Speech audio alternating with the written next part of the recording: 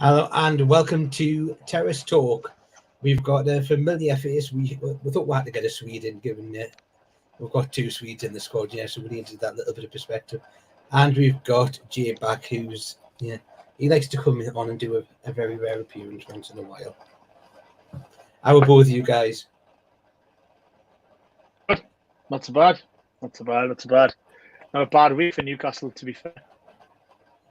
Yeah, well, obviously the first thing which I think everyone's talking about is this man, Sandro Tonali, the guy who apparently doesn't seem happy at Newcastle.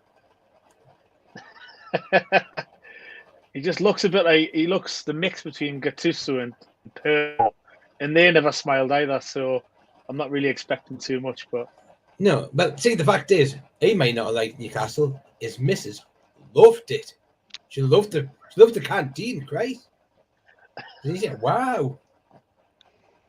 I mean, to be fair, from what it was to what it is now, even all the fans go, "Wow!" So, well, to be fair, I've seen a picture going around on Twitter of Milan's dining area, and to be fair, it does look better. The video when you're looking and you're walking through the training ground, you're going, "Oh yeah, that looks so much better." Like they've got the auditorium, like the tactic, like where they'll sit all the players down and do probably the tactical briefings and stuff like that.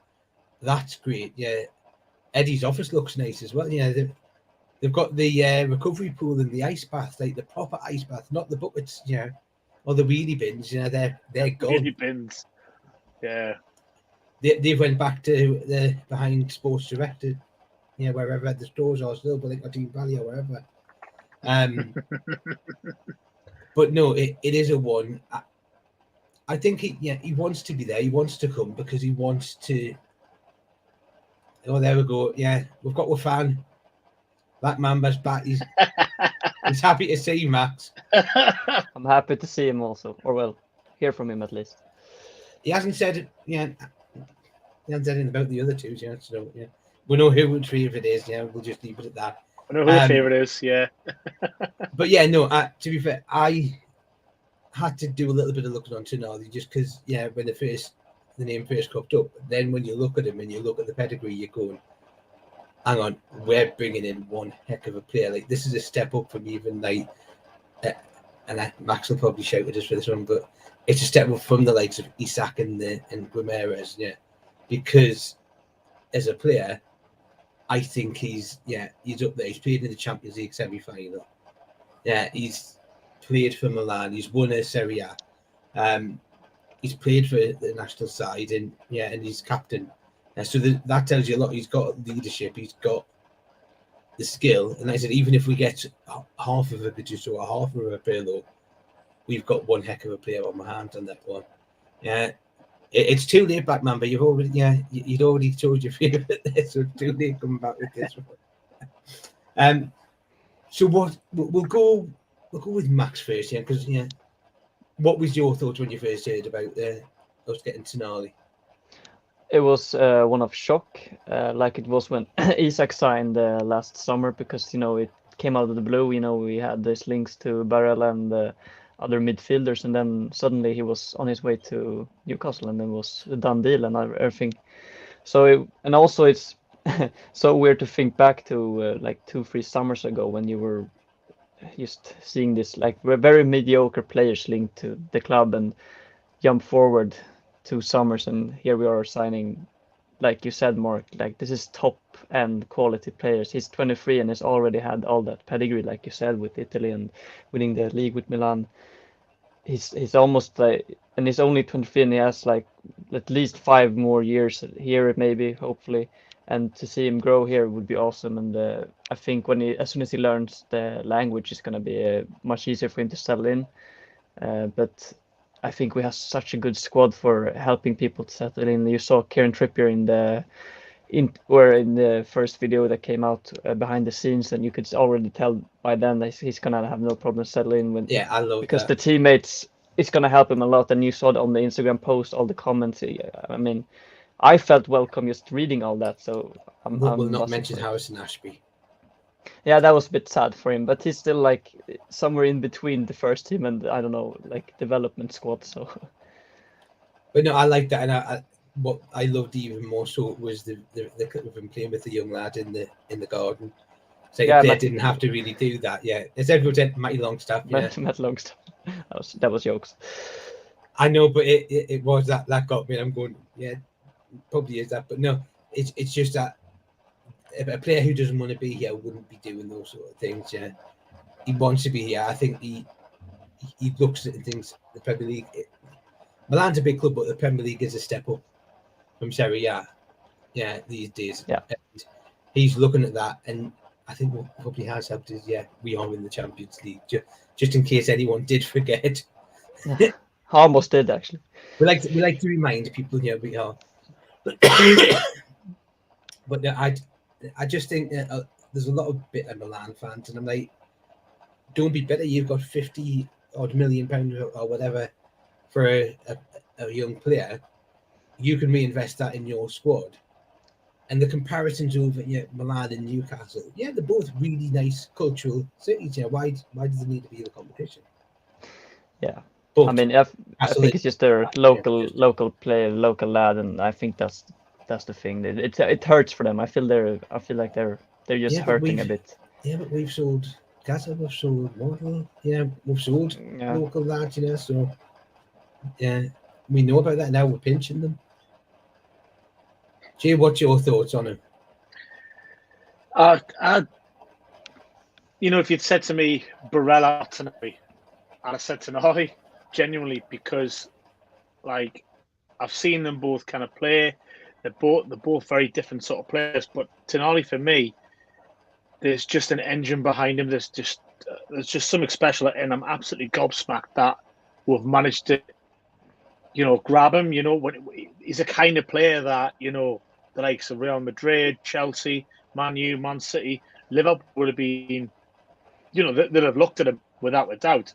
But maybe have thought, nah, he's going to cost a little bit too much, the test of the waters.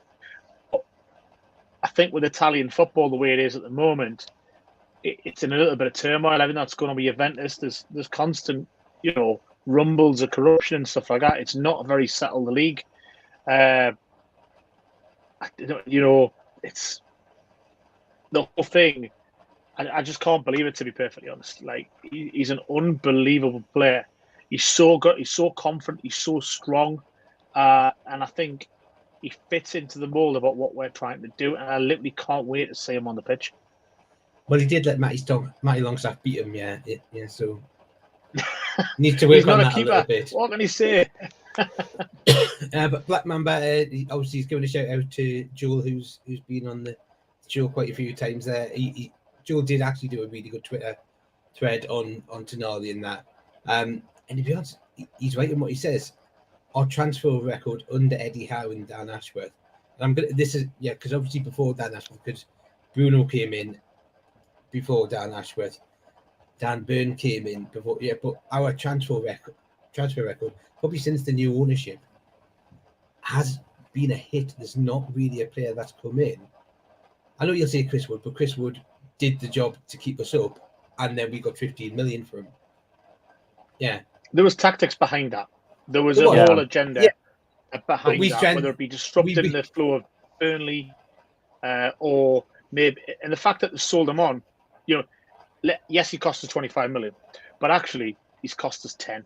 We're seasoned out of him, disrupted a competitor, and actually he got some decent goals. He nicked a few points for us, so credit where credit's due. He did what he needed to do. So for me, that hasn't really been a bad signing. You go back under Rafa, even under Keegan or Bobby, there's always been players that you've kind of went, oh dear, why did we spend that level of money on that? But at the moment, it's just doing sensible players, right mindset, the right desire, right ambition, right age. They're not here to, for a payday. They're here to progress and grow. Yeah, no, like I said, but this is the thing when people when we're looking at Livramento and people say, well, why do we need a right back? People last summer were saying, why do we need a keeper when we're going in for Nick Pope? I don't think anyone would disagree that was the right decision in the end. I have full trust. Look, if they think that we need Livramento, then we'll do it. It might be that they think Livramento can play on the left. they might be thinking Trippier can shift over to the left at some point. Yeah, that's what they'll be looking at. The fact is, I think Harrison Ashby will probably end up going out on loan. I think Manquillo, and as much as he's been a cracking servant for her, I do think he'll end up being sold on because, I don't think even he'd probably be happy with the amount of game time that he's going to get. No, he's never really. Manquillo's never really let us down. No, he's not a world beater. You know, he did a job, and I think even under Eddie Howe, he started to progress a little bit, and you know, we saw that with Emil Kraft as well. Like, there was a change in kind of their mentality, that their football ability started to come out a bit. So there is a bit of the pure side of it, is the nostalgic sort of football fan that kind of wants them to stay. But naturally, you know, we've got to make space for other players. But in turn as well, we've also got to bulk our squad out. We saw towards the back end of last season how, you know, stretchy was starting to become. You know, Longstaff was out, Bruno had a bad ankle. You know, Willock got an injury to the end last game of the season, but he was also injured earlier on. And I just feel that we do need to bulk up our squad, because that's with 3 competitions, and now we're adding the pinnacle of football in our eyes. Really, bearing in mind though, we can only have a squad of 25 in the Premier League, so you can only have a squad of 25 in the Champions League. If they're under a certain age, it's quite ridiculous, because I think it's like you've got to have 4 academy grown players in the squad. I think you've got to then have like 8 trained in England or whatever players, and then whatever. Yeah. So there's those sort of rules. Obviously, Emil Kraft still isn't fit. Yeah. So he's not going to see pre-season. So, which is because you're thinking, well, you've had the season out. Suppose you'd come back. So have you had a setback? If that's the case, are we then looking at maybe saying, well, look, Emil Kraft's going to be the one that's going to have to end up going? I know Max will be upset because we're losing the Swedish player, but. No, it's going to be hard to sell him though if he's been injured for that long and not played a game. And I think he's still have a few years on his contract left, so it'd be a hard one to sell. If he got back fit, my choice would always be I'd prefer Kraft over Manquillo, just because I think the Kraft that we saw towards the end of the season when Trippier went out, really surprised me, because then I'm sitting there and I'm going, well, we don't really need Trippier back. Oh. And that's saying something, because I absolutely adore Kieran Trippier. I think I still pinch myself and think, how the hell did we get him when we did, and for him to be the first signing? But so they're just in that. Yeah. Another player who I think is going to be out the door, and I think it's probably nailed on, is this man. I forgot him. I forgot he played for us. Yeah. Well, he didn't last season. No, that's what I mean. That's why I forgot him. But I think from the reports, Bournemouth and Leeds are the ones that have got the firmest of interest, and they're looking at him. I just think he's going to be the one that's going to have to go. There's still part of me that thinks Dubravka's going to go. I don't know. And that's purely based. Champions League. I know, but based on the fact that we've got Nick Pope, Loris Karius, and Gillespie. And Gillespie is the one that we've signed and we've kept the contract extension because he's the new Steve Harper. Yeah, no, but he's classed as our homegrown. Yeah. So out of the the one of the 4. Totally get that. So if you think you've got Elliot Anderson, Sean Longstaff, Paul Dummett, and Mark Gillespie, that's your 4 academy grown players. So there you go. That's it sorted in that sense of things. What about, is it Lewis Miley? You know, he's. I don't know whether or not he's been there. I don't know whether or not he's been there long enough. Right. From that sense. 3 years yet. Yeah, I think that's. He's still classed as homegrown as such, but you're he right. is, and he's academy grown. 3 years. Yeah. Yeah. But I don't think he's going to go out on loan this season. I think we'll see. Maybe still. Yeah. What they did with Elliot Anderson, what they did with Miley, because I think Eddie Howe probably thinks quite a lot and rates him quite highly. But you look at the midfield that we've got now: Sean Longstaff, Joe Willock, Elliot Anderson, Joe Linton, Joe. Did I say Joe Willock? Yeah, no, Bruno and Tonali. 6 players. All the Joes. I know, but you think 6 players, and you're looking and you're going, well, because I'm looking, I'm going, who do you drop? Do you drop Joe Linton? That's unfair. Do you drop Joe Willock? Well, that'd be unfair. Do you drop Bruno? No. Do you drop Sean Longstaff? Well, that's a bit. I don't think it's a case of dropping, right? I really don't. And I think you've got to rotate. Look at City. They don't play the De Bruyne game. They don't play. The question. Grealish every game. Do you it's think got to be a squad, and that's how it's. Do you think we'll revert? Do you think we'll revert to like a 4-2-3-1? No, I think you'll keep it as it is. I think we might go to 4-2-3-1 and have Bruno and Tonali as the 2. Then maybe let's say like your Willock, Miggy, and whoever, Harvey Barnes, let's say, because that seems to be getting, and then like Isak or Callum Wilson or whatever.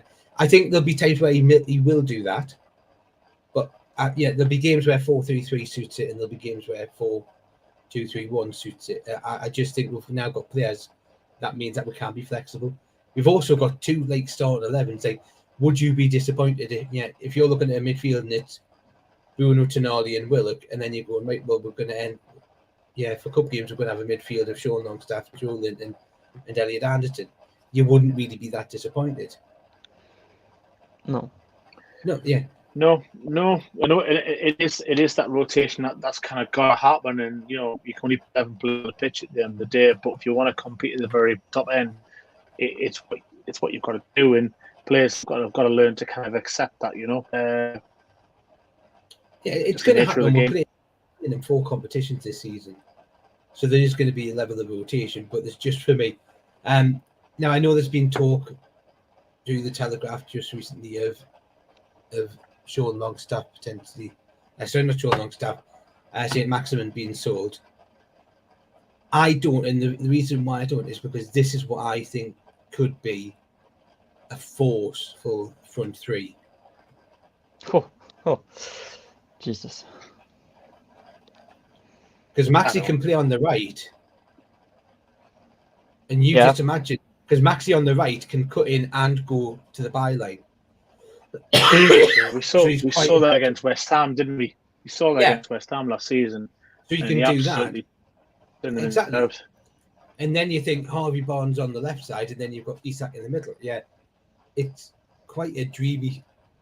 Now, FFP might be playing a part, and they might be going, well, we are getting the attention. ESM is getting the attention. He's maybe the one we could maybe get the most money for, and that could help fund, let's say, the Livramento and the Barnes deal. Yeah, we just don't know. But for me, I'd prefer to keep them, just because I think you imagine putting those 3 as a starting 3 in some of the games. There's not many sides I think would be able to cope with that front 3. For me, for Max, it's just I'm a huge fan. Injuries, absolutely adore. But yeah, he's never 100% fit. You know what it is like? This is my old head coming on, right? All I can keep saying in my head is Craig Bellamy, Kaya, those sort of players that are Duncan Ferguson, unbelievable players, just could not stay fit. It disappoints us, you know what I mean? Because you want to see them, they've got ability and you want to get them out there, but it'll be great to see that. And after watching Anthony Gordon at the Euros, player of the tournament. I was just going to mention that. Yeah, Anthony Gordon was putting balls at the box, and Callum Wilson and Isak would have been lapping them up.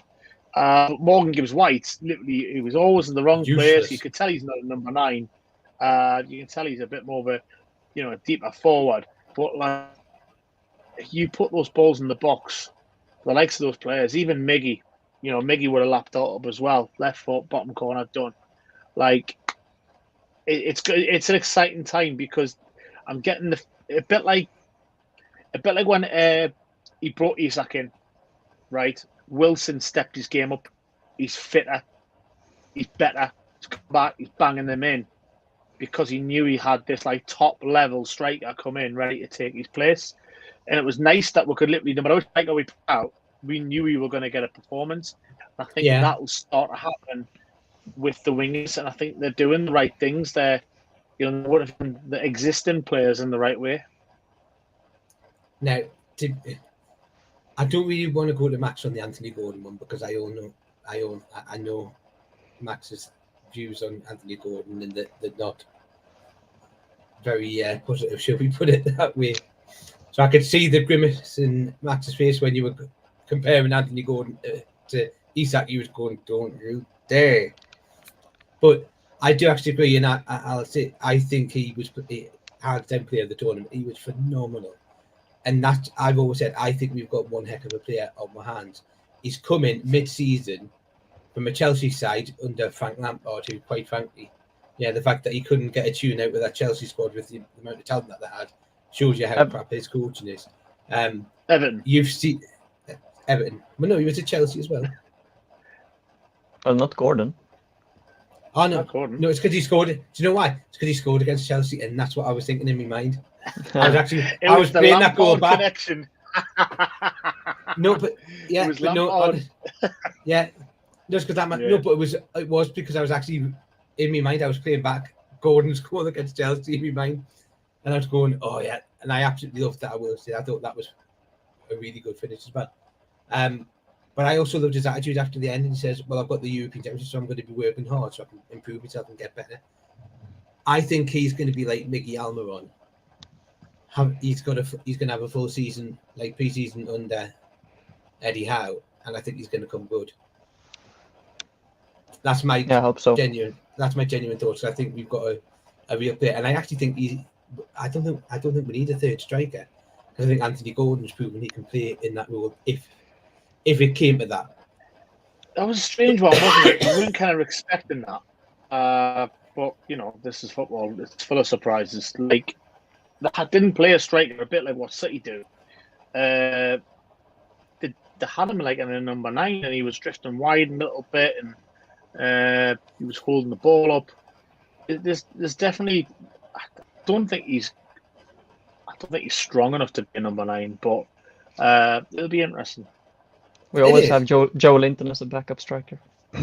Oh yes, big Joe. With his confidence the way it is, Joe Linton got the freedom of the city. Like, Can we just point out Joe Linton, Brazilian international? Yeah. We need to remember that he was a Brazilian, and I think he scored, didn't he? Yeah, he did. Scrappy but goal, but he scored. He did. I don't care. It doesn't matter whether or not a scrappy he scored. Yeah. And I am absolutely loving All count. Yeah, they all count. But no, I'm absolutely loving it. One thing which we are going to see in this season is safe standing. Oh yeah. Thankfully, not where I sit, which is great because I can't be bothered to stand for the whole game. But if you can see, it goes right the way through the corner. So in the top level, it's right the way to like where the join is from the corner to the east stand. But I think everyone who sits there, I say sit there loosely, I think they'll absolutely be loving that. They'll be lapping it up.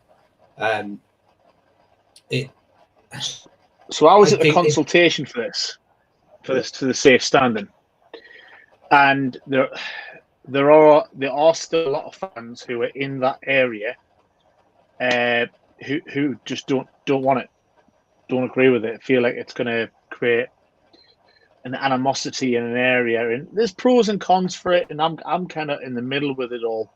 But I put an idea for it to be a different part of the stadium, but because of the way the stadium's designed, it has to go from the back all the way down to the front. So the easiest option was always a corner. And the majority of fans will be happy with that.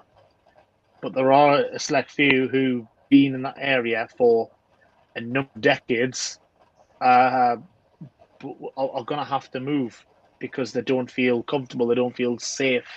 Not necessarily with the safe standing itself, but actually don't feel safe in that environment, if you know what I mean. Because of the people that's in this.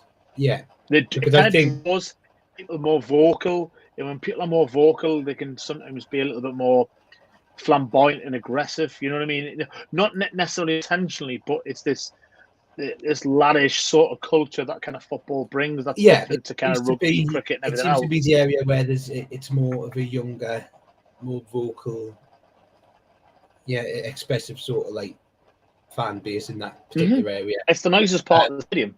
It's it is. Well, is it for a reason? The Gallagher's getting up there.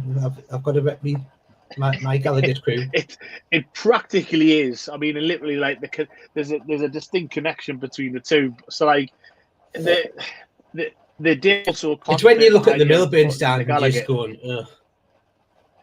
Yeah, so I used to sit on the paddock many years ago. I was under the Keegan time and Bobby time, and I sat in the paddock and like you weren't cheering, you weren't singing, you weren't only when there was a goal, and it was quite often there was goals at that time, but it's really quiet in that area. It's only when you go to level 7 or you go to the Strawberry Corner or you get to the Gallagher that the noise comes. And I think that's it's part and parcel to do with how the stadium's designed.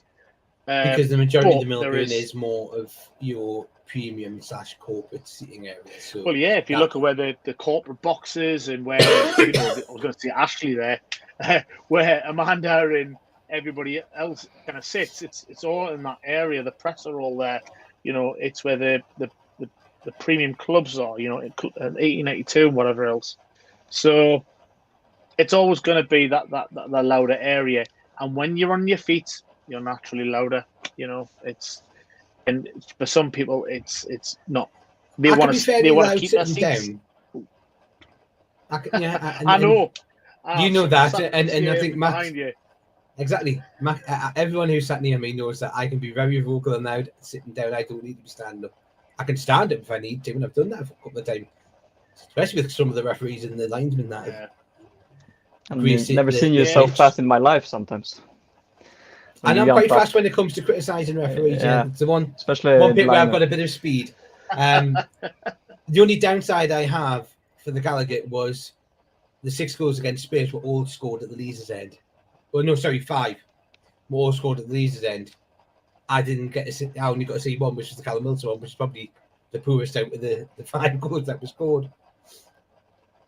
Yeah, well, I'm not going to criticise because we scored those and it was amazing. But I'm like, come and make sure that's down the Gallagher if you don't mind. We had the two Brighton ones at the Gallagher. Yeah, well, we had 2 in the Brighton game. They shared them. That's how it should have been. Yeah, they went. We'll give you 2. Can't have them all, Mark. Well, no, but you can't have them all. That's why it was shared in the Brighton game. They said, look, we'll give you 2 in the Leazes, which was the own goal and Dan Burn. And then obviously we had the Callum Wilson one, which I still watch that back because that pass from Mickey was timed to perfection, along with the run from Wilson and that. And I also love, I think, the Terrace Beck's commentary. As soon as it goes in the back and he went, never in doubt. And I just love that from him. And then obviously the Bruno finish, and I think, Bruno's greatest hits, he did with every one of his celebrations. It was like a celebration reel in real time. I think he went through every one of his celebrations, and I loved it. And because it was like quite close, I was like, I just wanted to run down and just hug him because I love that passion. Great night. Yeah. Oh, it was. Yeah, and we're going to have more to come. And on that more to come, we've got a cracking weekend of football coming up on the 5th and 6th of August. Yeah. The Cellar Cup, which I think was rumoured, and I think we all knew that it was going to be coming. But we'll probably get more money for that. Cellar will probably be whacking a couple of million in for that, and then obviously Visit Malta. Which, I was looking at just for Mickwell Delaney and Ollie Holt. Malta has nothing to do with PIF. Yeah, just to clear that up there before they start on that. Oh, it's all PIF. They'll find a link. They'll find a link somewhere. Yeah. Yes, I went on holiday there once. So, I mean, I'm quite excited by this, particularly with the Saturday, because I love the fact that the women's game's kind of on there as well. It's a big event and some big clubs. I would have preferred them putting the women on in the middle. I suppose. Yeah, you can make an argument for that. Because I just think putting them on the end. I just think putting it on at the end sort of like gives fans the opportunity to just go. Whereas if it was in the middle, you'd probably have more fans stay, or when people were coming in to like, let's say they didn't want to go to the game before, I just think you would have got a bigger crowd. But yeah, let's hope the fans and let's hope they stay and they get behind. I still think there'll be a fair number of fans stay and watch it, because they have had big numbers on there. But it's great that it's what I'm looking for. I'm looking to do that. I'm looking to go to all 3 games, and if the wife will let us, I'll go to all 5. So it's going to be the last time I saw this. We played against Feyenoord. Ruud Hullet was in charge of Feyenoord then, and remember sitting in the Leazes and watching. We did a Bobby Robson Cup, I think. I think that was the one. Yeah, I think it was it PSV. Oh, my mind's going back. It was PSV. No, it was Rangers. Feyenoord. It was a PSV. It was It was either PSV or Feyenoord. It was Rangers, and it was, I think, Sporting. Yeah, Sporting. It was Sporting. It was, and it was those 3 clubs, and I remember the Rangers fans. They took over like nearly most of the Gallagher, and it was amazing. I loved that weekend. Yeah, it's nice to have those moments back, And to be fair, a long time since I've done it. If we're looking at that, Nice, Villarreal, and Fiorentina, so really established European names, where you look at them and you're going, who? You know these players, they're a decent standard. And I think if I remember, the rules were it's like 3 points for a win, but then this points per goal scored. Oh, really? So that's how. Yeah. So I think that it's great because it's gonna mean like there's probably going to be less defensive and more attacking because all the teams are going to be trying to attack more, which I think it's going to play it in Newcastle's hand. I think that's probably why we've done it. Yeah. But I just think it's going to be, and it's a great thing. Yeah. One, a warm up for the Champions League against this sort of like quality, and then but you just look at our pre-season when you look at who we've got. We're starting off with Gateshead, which is probably just going to be a light runabout type game, and getting some of the players' fitness, like your Ashby's, your probably Gillespie's, Trippier's probably going to get a run out. Then we'll go to Rangers, and then we're off to the States for the little Premier League Cup US tour, where we play, I think it's Aston Villa, Chelsea, and Brighton. And then back to the UK. Yeah, so it's going to be a cracking pre-season. Just one thing that we are going to just quick touch on, because we did look at this on the previous show, which I still love that kit. Yeah, I think that's one of the best kits in terms of design that I've actually seen. That's very nice. Type of them, I absolutely love it, and I loved it that much. I got it for my nephew because I was like, that just looks up, and I love the logo on that.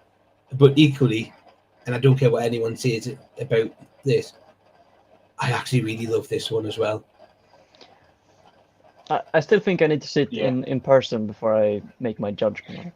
Oh no, I've seen it in person as well, and it still looks nice. It's might just be because Bruno's wearing it, and Bruno just makes anything look good. But no, and I'm like, and people are going, oh, but it's Saudi. I don't care. I'm not looking at it as a Saudi. I'm looking at it as a really good green kit. We've had green kits before, and I actually really like the design, and I love the fact that the seller isn't standing out, and they've done that on both shirts. If you look at this one, seller doesn't really stand out there, and it doesn't really stand out there. So it's nice. I think when if you look really carefully on the black and white top, you can still see the 4. There's no 4, man. The 4 does look a bit like an H, though. Yeah. I actually love the neck as well, though. I quite like the V-neck thing, but it's I just absolutely love it. I think they've done well. I can't wait for the 4th kit. Or whatever. No, the 3rd kit that's going to come out, or whatever. The 3rd kit first. Yeah. or whatever it is. I will also say I actually quite like the training gear that we've got. But if you also notice, no sponsorship. You remember last year everything was all funny on it. This year nothing. I think the club's waiting and trying to have like a different name with that on, and it. Yeah, you need to do that to get the revenue streams in. Yeah, I mean, I know Chelsea did that. They've got 3 on the front of the top, and I think it's Trivago as their training top. Well, they've got nothing on the front of their new kit. Moment, yeah. Which I'm going to say looks shit. We're going back to the 90s. Keep it in the 90s. It looks shit. I haven't seen it. Oh, it is. It's honestly. Yeah, I'm like.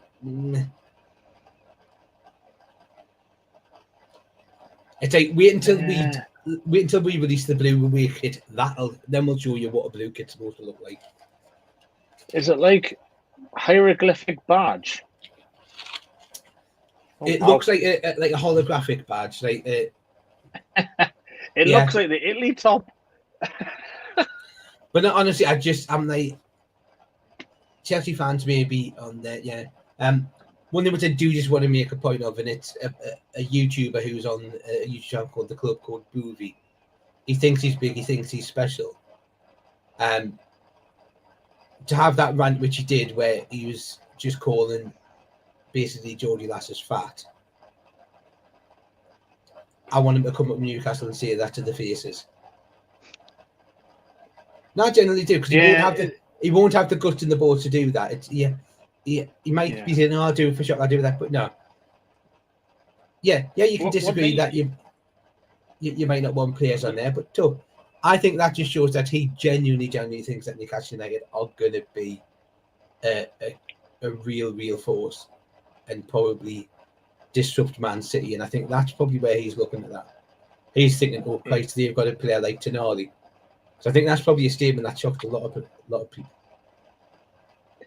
Yeah, I think he's just trying to clickbait, to be honest. He is. That's all it is. There's a few of them are doing that. You know, Mark Goldbridge, he's another one. Like, they're all at it. Like, they clickbait, but I don't think Mark Goldbridge would get down to what I would say the personal aspect that I think he did in. No, but maybe not that. But they're all at it, because let's be honest, right? Look to the polls. Every single time there's a poll online, Newcastle fans get involved and Newcastle's take over it. Well, that's the whole point of a poll, is to get the opinion of people. Like, we've got a massive fan base, and we're very vocal about our club. I think the clubs don't realize actually kind of how important our club is to us. Yes, your club's important to you, but there's another level with Newcastle, and it's really hard to describe. Because I'm going to say this, I don't think Man City are as big a thing for that Lawrence guy as probably Newcastle is for every Newcastle fan.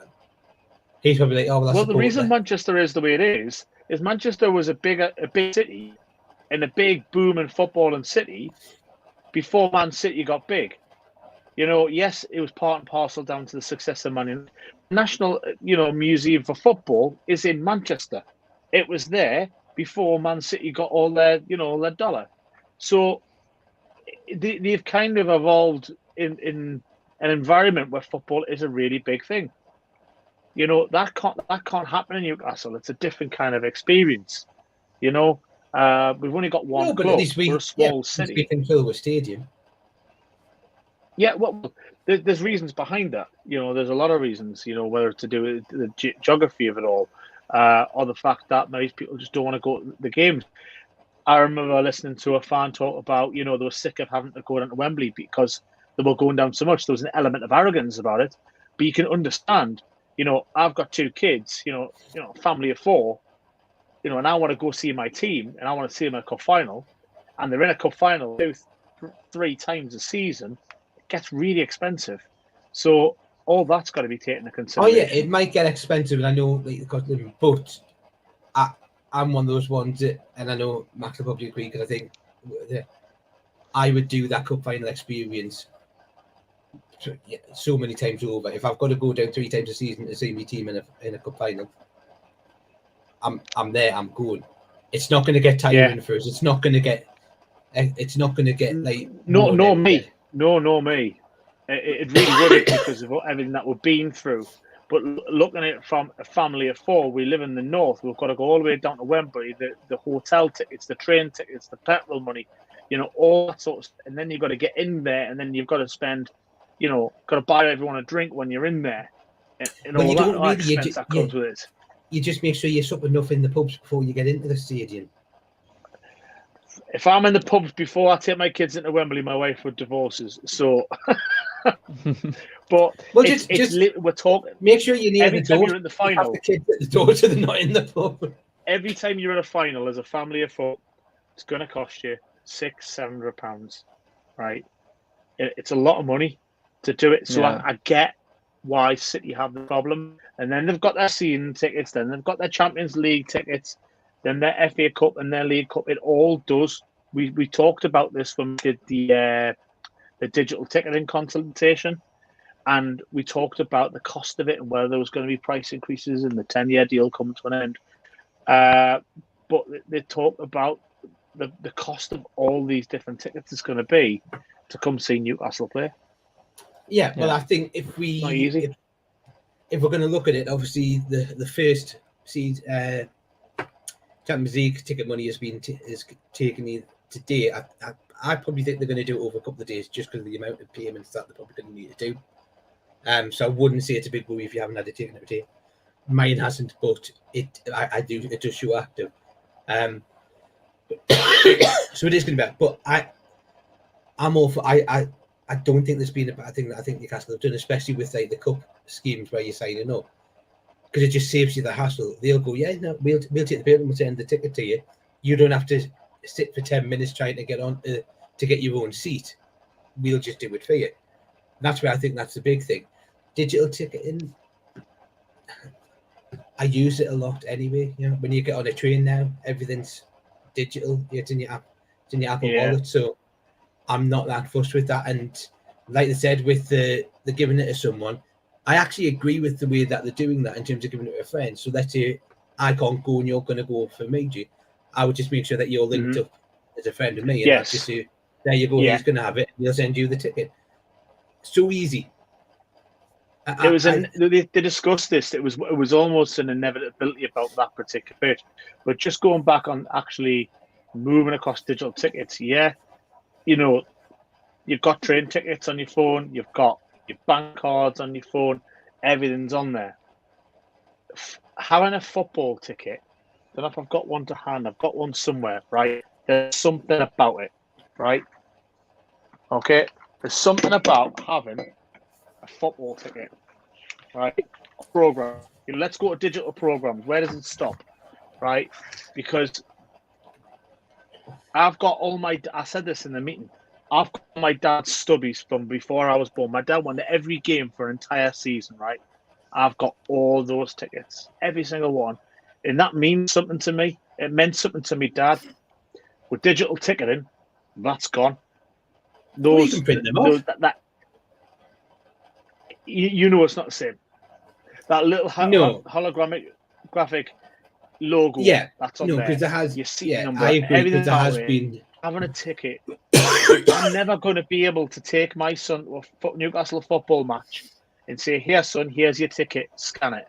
I'm just going to go beep, beep. That part of football's gone. You've seen that, but is the club not? I'm sure they're not steps where they're going to maybe have the old ticketing route for those that maybe aren't able to do the digital ticketing. They're only doing ticketing, paper ticketing, for those with accessibility requirements. So if you're unable to use a mobile phone, don't have one, that sort of thing. If you have an accessibility requirement, they're even going as far as if someone's got a smartphone, they're going to do education sessions in St James's Park where you'll be able to sit down, they'll show you how it works, what to do on a match day, they'll walk you around the stadium, get you to do it yourself, so you'll have a footballing experience. That's how far they're going to get people on it. What can I say? Only if all fails, you get a ticket. Well, that's fine. I actually think that's a great step that they're doing in that sense to say, well, look, it is. Come to St James's, and we'll teach it. We'll get you confident in using the way that it's going to be done. I might just say that I can't use I can't use my phone just so I can get on one of those. I don't know how to use my phone. Yeah. No. Says the bloke that works for a phone company. But, Yeah. but like, don't get us wrong, right? I'm all for progress. I'm all for that. But there's just some things that I don't know. It's part and parcel of the experience. Like, I know you're still going to be able to get that at away games because until every club in the league has that digital system in place, they can't force people to. They will still get tickets. But there's something about having. I remember having it's always been a step to the next level. So it was a season ticket, and it was you rip off game match 2, game match 3. You know what I mean? That sort of thing. And that was your ticket. And Mark, I can just say I've and then they moved to never the had cards, that. the NFC But yeah. cards, but you still got the pack. The pack's gone. They've done away with the packs. You're not because get that season little ticket gift that holders you aren't get members. seasons. You what? Sorry. Because they're not classing season ticket holders as members. Well, no, when your season ticket, you got it in a gift set. Yeah, no, but that was because you were classed as a member, so you were getting the member. Because even if you were a member, you'd get a membership Nobody's card. getting that. They're doing away with that completely. That's the thing. It's just part of the cost. So reading on the website, the whole purpose of this, right, is to do with emissions. They want to reduce the amount of emissions that they're exuding, they're giving out. And part of that is the level of plastic that they've got. And what goes with that is getting rid of key rings. As some people called in the presentation, getting rid of the tat. I don't see it as tat. I collect stuff like that. I think it's brilliant. Just collecting me football shirts. Well, I'm going to say I haven't used any of the stuff that's been sent in those packs. From that set, I remember the very first pack I got, and it was amazing. It was a scarf and a glass tankard, and it was in a big black box, and it was amazing. It was like it looked really good, and I was like, wow. So no, I did like that. I've never had the stubs. I'm probably too young for that. Even though I've been on the 10-year season ticket deal, all I've ever known is the card. Yeah, and it is a case. Yeah, the only thing I'm a little bit frustrated is that the Magpie Mover is still in the paper format. They are looking at getting a digital format of the Magpie Mover. It is something that they was discussed. So I'm just thinking, you it's imagine not if you ruled out. I know, but at the moment it's paper because I've already got it and it's in the paper format. I'm like, so I'm basically gonna have to show that and get my phone out. It's simply because of you've got all the different Nexus oversee kind of all the transport, but when you start bringing in third parties, you've then got to start negotiating stuff, and it's a little bit tricky and it's a longer process. It's the first year of digital ticketing. They'll trial it, they'll see what works, see what doesn't, and then they'll take it from there. But I do think it's a great idea. I just think there's some things that we're going to lose, and from a nostalgic point of view, they're never going to come back. Well, as long as it's not games, I don't really matter. It doesn't matter. Well, see, for example, the Spurs game, right?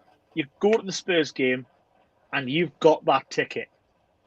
Forever in your mind, that first 21 minutes, that ticket represents that. That's gone because it's on a digital thing, unless you print it out on a bit of A4 bit of paper, which isn't the same. I mean, for me, who's going from overseas to watch the games, it's quite nice to have the tickets from the games I've been to, and the match programs and sort of that stuff. I'll get with it. I get your point.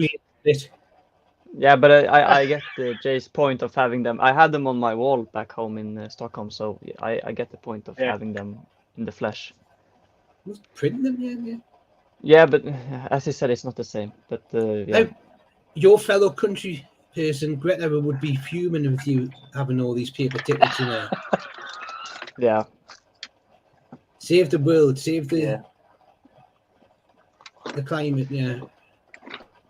No, there's arguments for I'm both all sides, for- but Yeah, The fact is, No, no, the it is. club's doing two things. One, it's doing its bit to cut down the emissions and the energy, but two, it's cutting down the cost aspect of it, because how much would it cost to produce and print all the season ticket cards, to then send them out to everyone, to then send out individual tickets for their cup game, where all they need to do now on a cup game is say, right, okay, we've took your money, click a button, digital ticket, whoosh, sent to you. So it's about efficiency savings, and I'm not doing. If making a digital ticket means that we can get Harvey Barnes, give me digital ticket. That's fine. But if you genuinely think they're going to save 50 million quid, you know, it's the back of the sofa, it's under the carpet. Like, yeah, but it might. It from will doing help. that, it's not. No, but it's going to the whole help purpose overall. behind it. It's helping their overheads, but like that saving from that is not being passed. You know, they're removing the tap, they're removing the paper tickets. So all the printing, all the third parties involved in that's going to stop, right? So if that stops, why isn't the savings then transferred onto those that get the digital tickets? Because the prices of everything has increased. So I think the way that it's being done is they've increased it. I think it's between 3.5% and 5%, which compared to everything else that's gone up is not a lot compared. And we brought up the price increase because we said it was unfair, particularly someone like yourself who's on a 10-year deal. Your 10-year deal comes to an end next year. Yeah, you're going to get hit by a price increase this year and a massive price increase next year, and a lot of fans aren't going to be able to afford to do that. Some will. You know what you're like, Mark. You'll make ends meet. You'll get yourself there, like most fans do. But for some people, it will just literally be a step. Oh yeah, too no, far. I totally understand that, and that's going to happen. But and it's the same as that, and I'm going to say, Newcastle United are not immune from the prices increases, and I know this from working in a company where we've had massive increases. I mean, massive increases like 14% in terms of increases of like customers' bill. There is a lot behind that. So you think what the cost of electricity will be for Newcastle United on a match day? What the cost of heating will be for those sort of things? What the cost of there's loads of things that are going to be going into it. Yeah, they're going to have to get the quote sometime. Obviously, petrol's still pricey. There is everything, and this is the problem. Everything's going up in price, not a lot's coming down. And I think what the club's done in moving to digital ticketing is they've been able to try and cut off maybe a larger increase and keep it as low as they possibly could. I actually think the club's done the best to do that. Because I generally think if they went the old-fashioned way, you probably might have seen increases of around 10%. So where they might be making savings, there's increases elsewhere. So it's a very hard thing to do, but yeah, there is. That's where I'm gonna defend it, because I work in a business and I know the overhead and costs and that the business that I work in is dealing with. So the similar thing with Newcastle, yeah, they'll have overhead costs, and those prices won't have stayed. They will have increased. But the difference is that there's a huge difference with what we got to what any other business. Football's a unique system, process, and the fact that we're owned by, let's not forget, all those overheads do not account towards financial fair play. So it's not going to have any impact in terms of the amount of money we can spend on, bringing assets in and increasing the value of the club. We brought Tonali in. Tonali has an unbelievable start of the season. The value of that player goes up. The value of the club goes up. Naturally, already the value of the football club's gone up from 300 million what it was bought for. We're now, I'd argue it's more than double that. We're a Champions League club. You're guaranteed the Premier League money and the Champions League money this year. So you've also brought in bigger and better players. The players that you've got are now worth more. So the value of the club's a lot higher. So the risk involved in, the risk involved in, losing out is far lower. So, and I just think that, putting the prices up, even by 3 to 5%, is just a little bit. It's a little bit meh. Like I just think we spend so much time trying to get bums on seats. It's been a long time since we've had this. Right, we're getting bums on seats. People are struggling. They're still buying their season tickets. They want to hold on to them, and some people have got next 12 months. Oh, no, I totally understand that, but unfortunately, as a business, which the football club is, they know fine well that with that 3 or 5% increase, if some fans decide that they can't afford it and it's too much, they've got a consumer base that means that there will be people that will step in and pay that price. I know, but imagine you're that person. You're that person. You're that. I understand that. You've been buying season tickets for 20, 30 years, and it's got to a point where you're being priced. You've been loyal for 10 years. When some fans walked away, stuck there, you've been there, and now you're at a point where it's a matter of actually putting your eating on or putting food on the table. I'll go to Newcastle. I understand. And Newcastle players the only thing that's keeping you going. And that's what's happening. But unfortunately, it's happening across the world. Yeah, you might have been a loyal customer at Morrison's, but Morrison's the prices have went up too much that you ended up having to maybe change to Mazda or Audi or whoever. There's families that will be making those changes. It's harsh, and I would love to be able to see. Yeah, you can change your supermarket, but you can't change your club. No, I understand that, but it's one of those ones where I understand the steps that the clubs making because they are a business and they have to make ends meet.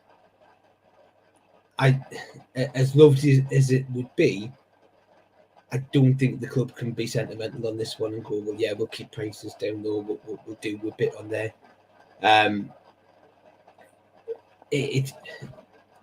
I think if they've done that, the club thrives on sentiment. This football club is built on sentiment. Keegan, the Rob Lee, the Berifat, the Warren Bartons, the Shearers, the Ferdinands, the Lauren Roberts, the Duncan Fergusons, the Tino Asprias, 3-2 against Barcelona, the 4-4 against Arsenal. It's built on sentiment. As soon as you start to lose that, you lose a fabric of the club and a little bit of soul out of it. Because it's those loyal people who've been there for that length of time that make the club what it is. This is what distinguishes ourselves from everybody else. And let's be honest, right? Talking about pennies here in digital ticketing. We're talking about, a few £100,000, when it comes to actual, the price increases. But actually, when you look at the bigger picture, we're owned by we're the richest football club in the world. We're worth billions, and we're taking pittance away from people. Money that can quite easily recuperate by asking the seller to pay an extra £5 million. It really is that simple. You've already said there's no sponsor on the training gear. But we can't just do that. On that. But we can't do that. We can't ask them to pay more because the Premier League could turn around and go, actually, no, we don't think it's worth that extra bit of money because the Premier League can reduce the. That's the thing. They can advise to reduce it, absolutely, but actually, they can't tell them. Laws. No, so what I'm saying is that anti-competitive laws protect that from actually being enforced. It's an advisory board. They can't enforce it. It's deemed anti-competitive. Well, from what my understanding is that they would do it now. Obviously, that would have to go across all the Premier League clubs, so it would have to be the same across all Premier League clubs. But if they did that, but like I said, it goes to a board, and I think they've got so many examples of like where the levels are. Yeah, they've deemed it okay. That's great. That then got the benchmark on there. Now, obviously, you mentioned, we've got the richest one in the world. The club itself isn't worth what PIF are. PIF on just going to shove loads of money in there. PIF is a business and it's an investment fund, and the whole point of the investment fund is to increase the money that it's getting in. So the whole point of PIF is to increase its investments. And if it just says, "Oh, Absolutely. we're going to plow more and more money into Newcastle," yeah, and you imagine if they'd done that, it would customer base. Whilst it might be good for us, Without you imagine your customer base. I know, but you imagine the negative press that it would get with, "Oh, look at the Saudis, they're paying off the Newcastle fans." Yeah, blah, blah. Mark, look at the negative press we get now, man. Like, just for we're not even doing anything flamboyant. We're not chucking money around like there's no tomorrow, right? We're not doing what Man City did under Shaskin Chinatwa or under Sheikh Mansour, or what Roman Abramovich did, or what him that owned Blackburn back in the mid-90s. We ain't doing that. We're actually doing it in a reasonable manner. And look what's happened. The media still, we've just been talking about that guy. We're doing really good business, and his way of actually trying to dig at Newcastle is no longer dig the club, dig the Saudis, or dig anybody else. It's actually, let's take a dig at the people. Let's get them that way. Let's slag them off. Yeah. It's cheap tactics. So no matter what we do, or what we say, or how we do it, we're gonna have our critics. It's just come with the territory now. Hated, adored, never ignored. If I am distracted, it's just because I have just noticed that Sandro Tonali has posted a video on his Instagram with the music "Sam Fender Getting Started." But he's really unhappy, Mark. He's really unhappy. I know. And the caption that he's put is "Up the tune." Oh. Yeah, it's just one of those. His media team has done the right thing. There's yeah. But so Mark, one thing which I also just need to mention. Going to the sorry? Just one thing which I do think we do need to mention is a massive well done to War Flags for being able to get out the Forza Tonali flag so quickly, and it looks spectacular. I'm like, I love that design. It's just had to get a bridge in, didn't they? Yeah, New signing bridge. It's just mm-hmm. honestly, and I think he probably loves it. I think they were probably surprised when they were there because I just loved it. To be honest, I actually loved the behind the scenes, like the video of him arriving. I absolutely loved watching that. It was. It's good. There's a feel good factor. Yeah, and the club feel good factor to the club. It is. So, and what were you going to ask? I was going to say, like what games are we going to? Are you going to go for the full weekend, or are you going to go for the one game on the Saturday, or 3 games on the Saturday rather? Tickets are already booked. You're away. You're at the weekend. Yeah, full weekend. Tremendous. Yeah, myself, Claire, and Paul, we've got the tickets sorted. Amazing. I had to remember to link their IDs up, just so I could link them to the names, for the digital ticket in there, because I completely forgot. I was like, oops, yeah. But no. There's been a few issues with ticketing. I don't know if you encountered any kind of technical issues. I did you manage to? Eventually, but I actually just think it was probably the sheer number of fans on the Friday who were going, all right, I'm going to get tickets for the selling. I just think it was just that initial one, because ever since then it's actually been okay to get on. I had a couple of issues. One when I was logged in, one when I wasn't. But it kept telling me that what I was trying to do was forbidden, and that was today. And I was like, really? Okay. And then I also had an issue with maybe they know that you live near South Shields, and that's why they thought you were a Sunderland fan.